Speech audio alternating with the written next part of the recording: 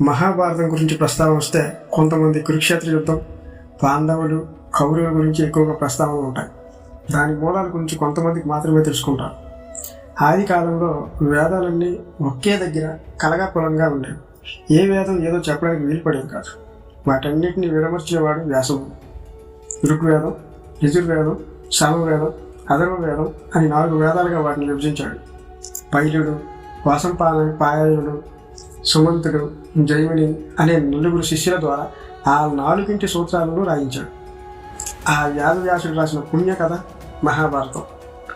వ్యాసుడి తపశక్తి వలన 18 పురాణాలు, ధర్మశాస్త్రాల అర్థాలు, వేదాలు, వేదాంతాల తాత్పర్యాలు, ధర్మార్థ కామ మోక్షాలకు సంబంధించిన కథలు, ఇతిహాసాలు, ప్రసిద్ధులైన మహారాజుల యొక్క వంశచరిత్రలు, వర్ణాశ్రమాల ధర్మాలు ఇవన్నీ మహాభారతంలో ప్రతిఫలింపచేసేటట్టు వ్యాసముడు ఈ గ్రంథాన్ని వ్రాశాడు. అదే పనిగా కూర్చుంటే ఈ రచన ముగించేసరికి 3 ఏళ్ల సమయం పట్టింది ఆయనకి. మనస్సు పెట్టి మహాభారతం ఒక్కటి వింటే చాలు 4 వేదాలు, 18 ధర్మశాస్త్రాలు, 18 పురాణాలు, మోక్షశాస్త్రాల రహస్యాలు అన్నీ అవగతమవుతాయి. ఇక మహాభారతం మొదలు పెడితే కురుక్షేత్రం అనే ప్రదేశంలో జనమేజయ చక్రవర్తి గొప్ప యజ్ఞం ఒకటి చేస్తున్నాడు. ఆ ప్రదేశానికి సారమేయుడు అనే ఓ కుక్కపిల్ల కులాసాగా తిరుగుతూ ఉండడం చూసిన జనమేజయుడు తమ్ముళ్ళు కృతసేనుడు, భీమసేనుడు, ఉగ్రసేనుడు ఆ సారమేయుడిని కొట్టి తరిమేశారు. ఆ విషయం తెలుసుకున్న ఆడకొక్క శర్మ జనమేజయుడి దగ్గరికి వచ్చి, అక్రమంగా నా కుమారుని కొట్టారు ఈ తమ్ముళ్ళు, కొంచెమైనా వివేకం లేకుండా ప్రవర్తించేవారు.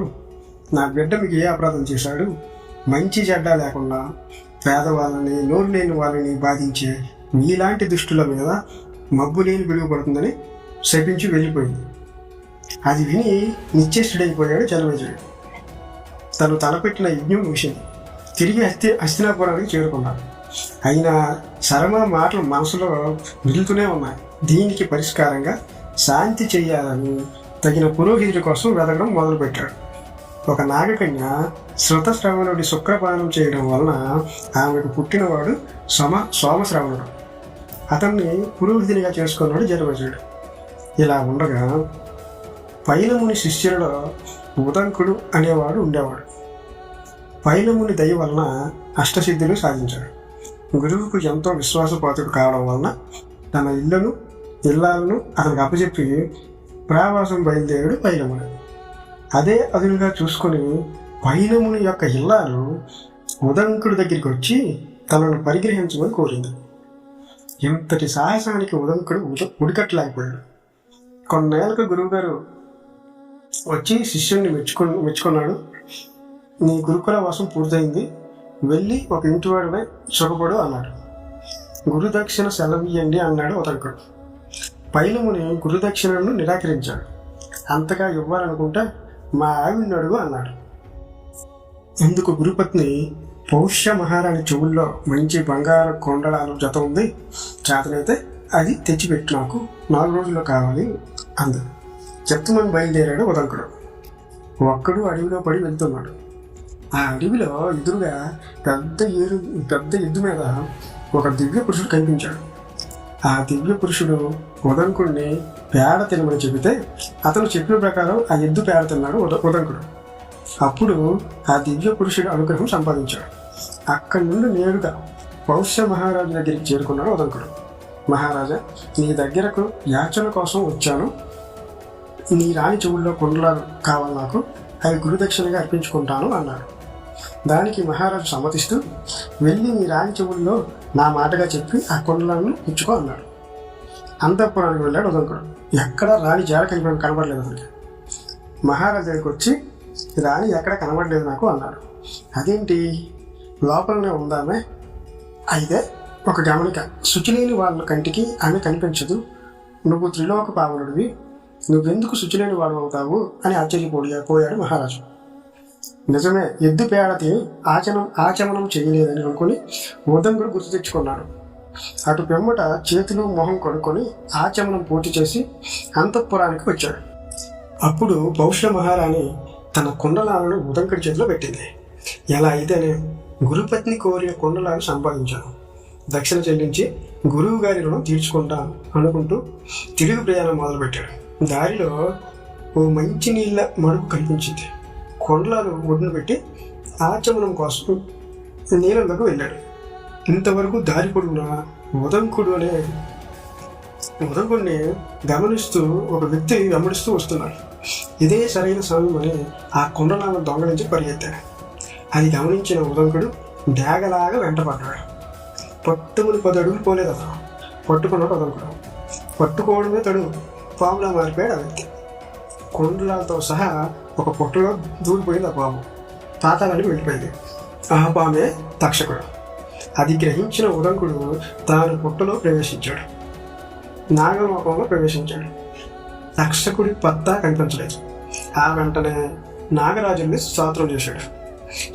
స్తోత్రం చేస్తుంటే ఓ విచిత్రమైన దృశ్యం కనిపించింది అతనికి. 2 స్త్రీలు తెలుపు నలుపు దారాలు పడుతూ పేక చేసి బట్టలు నేస్తున్నారు. మరో 6 కుమారులు 12 రకాల గల చక్రాలు తిప్పుతున్నారు. అదయ్యాక ఒక పెద్ద గుర్రం మీద దగదగ మెరిసిపోతూ ఓ దివ్య పురుషుడు కనిపించాడు. ఆ దివ్య పురుషుడిని చూసి నీ నాగలోకం అంతా నా వశం కావాలి అన్నాడు ఉదంకుడు. అప్పుడు ఆ దివ్య పురుషుడు అనుగ్రహంతో అగ్నిజ్వాలలు బయలుదేరాయి. మంటలు మూలన అంటుకున్నాయి. నాగలోకానికి అకాల ప్రళయం వచ్చింది. పాములన్నీ అళ్ళపోయాయి. ఉదంకుడి కోపాగ్ని కారణం గ్రహించి తక్షకుడు కొండలను పట్టుకొచ్చి దండం పెట్టేశాడు. కొండలాలు ఉదంకుడి చేతిలోకి వచ్చాయి. కానీ పాతాళం నుండి బయటపడడం ఎలా? 4 రోజుల నాటికే అవి తెచ్చే ముందు గురిపడుతున్నాయి. ఆ రోజే ఆ కొండలాలు తొడగవలసిన రోజు. ఇవాళ తప్పితే ఎంత ప్రయత్నము బూడిలో పోసిన పన్నీరు అవుతుంది. మురుకుల్లో తలబెట్టుకు కూర్చున్నాడు ఉదంకుడు. అప్పుడు ఆ దివ్య పురుషుడు, భయపడకు, ఈ గుర్రం మీద కూర్చో. గాలి కంటే మనస్సు కంటే వేగంగా పోతుంది. రెప్పపాట్లో చేరుకుంటావా అన్నాడు. బతికిపోయాను అనుకున్నాడు. గుర్రం మీద కూర్చున్నాడు. కన్ను తెరిచాడా లేదా? గురువు గారి వాకిట్లో విడిచిపెట్టింది ఆ గుర్రం. గురుపత్నికి కొండలా సమర్పించుకున్నాడు. జరిగినదంతా పైలముని చెప్పుకున్నాడు ఉదంకుడు. అప్పుడు అదృష్టవంతుడివి అన్నాడు గురువు. ఎద్దు మీద కనబడ్డవాడు దేవేంద్రుడు. ఎద్దు ఐరావతం. పేడ అంటున్నావే, పేడ కాదు, అది అమృతం. ఇంద్ర దర్శనం చేశావు, అమృతం సేవించావు. పాదాలంలోని 2 స్త్రీలు దాతా విధాతలు. తెలుపు నలుపు దారాలు పగలు రాత్రులు. ఆ వస్త్రం 1 రోజు, చక్రం సంవత్సరం, రేకులు 12 మాసాలు, కుమారులు 6 ఋతువులు, గుర్రం అగ్నిహోత్రుడు, గుర్రం మీద దివ్య పురుషుడు, ఇంద్రుడు నేస్తం మేఘుడు. కోరిన కుండలాలు తెచ్చాం. గురువుగారి రుణం తీర్చుకున్నాం. ఇక వెళ్ళు, ఒక ఇంటివాడిపై సుఖపడు అన్నాడు పైలమని. గురువు గారికి పాదాభివందనం చేసి సెలవు తీసుకున్నాడు ఉదంకుడు. వెళ్ళి ఎంతో కాలం తపస్సు చేశాడు. అయినా తక్షకుడు చేసిన మోసం కుండలా రగులుతూనే ఉంది. వాడు చేసిన దానికి ప్రతిక్రియ చేస్తే కానీ శాంతి కలగదని ఆలోచించాడు. తిన్నగా జనమేజయ దగ్గరికి వచ్చాడు. మహారాజా, మీ తండ్రి పరీక్షిత్ మహారాజు ధర్మప్రభు. ప్రజలంటే కన్న బిడ్డని లాంటి గారాభంగా చూసేవాడు. అలాంటి ప్రజారంచకుడైన మహారాజుని విషపు కోరలతో కలిసి చంపాడు దుర్మార్గుడు తక్షకుడు. నన్ను చాలా విధాలుగా ముప్పు తిప్పలు పెట్టి ఏడిపించాడు. నీ తండ్రిని చంపిన వాడికి తగిన ప్రాయశ్చిత్తం చేయాలి నువ్వు. దానికి ఒకటే మార్గం, సర్పయాగం. ఈ పాపజాతి పాములు భూలోకం నుండి నాశనం అయిపోవాలి. తక్షకుడితో సహా హోమకుండంలో దగ్ధమైపోవాలి. ఉదంకుడి దెబ్బతో సర్పజాతి నామ రూపాలు కావలసి ఉంది. తండ్రి మరణ వృత్తాంతం దారుణమనిపించింది జనమేజయుడికి. దుఃఖంతో కోపంతో వెండుకళ్ళు చెమ్మగిల్లి ఎర్రబడ్డాయి. వెంటనే పురోహితుల్ని కౌరు చేశాడు. ఋత్విజుల్ని పిలిపించాడు. ఈ సర్పయాగం అనేది పురాణ ప్రసిద్ధి. అయితే ఇంతవరకు ఈ యజ్ఞం చేసిన వారంటూ లేరు. సర్పయాగం జరపడానికి సర్వసన్నద్ధుడయ్యాడు జనమేజయుడు. కాశీరాజు సువర్ణవర్మ కుమార్తె కుపుష్టాదేవి ధర్మపత్ని. ఆమెతో సహా యజ్ఞ దీక్షలో కూర్చున్నాడు. అనుకున్న సమయానికి ఆరంభమైంది యజ్ఞం. నల్లని వస్త్రాలు కట్టుకొని అగ్ని రగిల్చాడు యజ్ఞకాలు. పొగతో ఎర్రబడుతున్న కళ్ళతో హోమం ప్రారంభించారు. అగ్నిశిఖ తీర్చి మండుతుంది. గింగురు మంటున్నాయి మంత్రాలు. మంత్రాలు వినబడుతున్న కొద్దీ పాములు కనబడుతున్నాయి. ఒక్కొక్కటి వచ్చి హోమకుండంలో పడిపోతున్నాయి. పెద్ద పెద్ద పాములు కుప్పలు కుప్పలుగా వచ్చి పడుతున్నాయి. భయంతో ఒక్కొక్కటి విషం కక్కుకుంటున్నాయి. తెల్లటివి, నల్లటివి, పచ్చటివి, ఎర్రటివి, రంగురంగుల పాములు, రకరకాల పాములు కాళ్ళంబడి నోటంబడి రక్తం కక్కుతున్నాయి. వందలు, వేలు, 10,000, లక్షలు, 10 లక్షలు హోమాగ్నిలో పడిపోతున్నాయి. చూడటానికి దారుణంగా దుస్సాహంగా ఉంది ఆ దుర్గంధం. సర్ప ప్రళయంగా ఉంది ఆ సర్పయాగం. సర్ప చక్రవర్తులంతా చతిరిల్లిపోయి మతిపోయిన వారు అయ్యారు. నాగలోకంలో ఏడుపుల మొరలు తప్ప ఇంకోటి వినబడట్లేదు. తక్షకుడి గుండెల్లో దడబుట్టుకుంది. వెర్రెత్తినట్టు పరిగెత్తి రక్షించమంటూ దేవేంద్రుడి కాలు మీద పడ్డాడు. అప్పుడు దేవేంద్రుడు అభయం ఇచ్చి చేర తీసి దగ్గర పెట్టుకున్నాడు. ఇలా తన సంతతి తమ్ముళ్ళ సంతతి దగ్ధమైపోతూ ఉంటే భరించలేకపోయాడు వాసుకి. తన అల్లుడైన ఆస్తికుడిని సర్పయాగాన్ని అడ్డుకొని తమ జాతిని కాపాడమని పంపించాడు. ఇక ఒక్కరిని చావనమను భయపడకండంటూ బయలుదేరాడు అస్తికుడు. యజ్ఞశాలకు వచ్చి జనమేజయుడి పూర్వీకులను జనమేజయుడిని తన మాటలతో సమూహపరిచాడు ఆస్తికుడు. ఏం కావాలి ఋషి, నువ్వు ఏదంటే అది ఇస్తాను చెప్పు, సంకోచించక అన్నాడు జనమేజయుడు. సత్యవాకునిది, ఆడి తప్పని వాడదు, సర్పయాగం విరమించుకో అన్నాడు అస్తికుడు. ఇదే నాకు కావలసింది, అనుగ్రహించు, ఎంతతో శాంతించు, మిగిలిన నా బంధువులకి ప్రాణదానం ప్రసాదించు అన్నాడు. ఇంతకు ముడిపే మాట ఇచ్చేశాడు. దాటరాని గీట అయ్యింది జనమేజయుడికి. తప్పనిసరిగా సర్పయాగానికి స్వస్తి చెప్పాడు.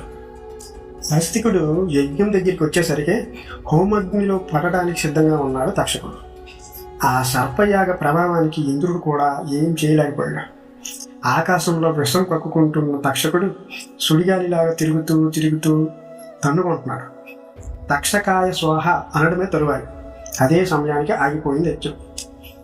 బతికిపోయావు, భయపడకు అంటూ తక్షకుడిని మళ్లించాడు అస్తికుడు. బతికిపోయాడు తక్షకుడు.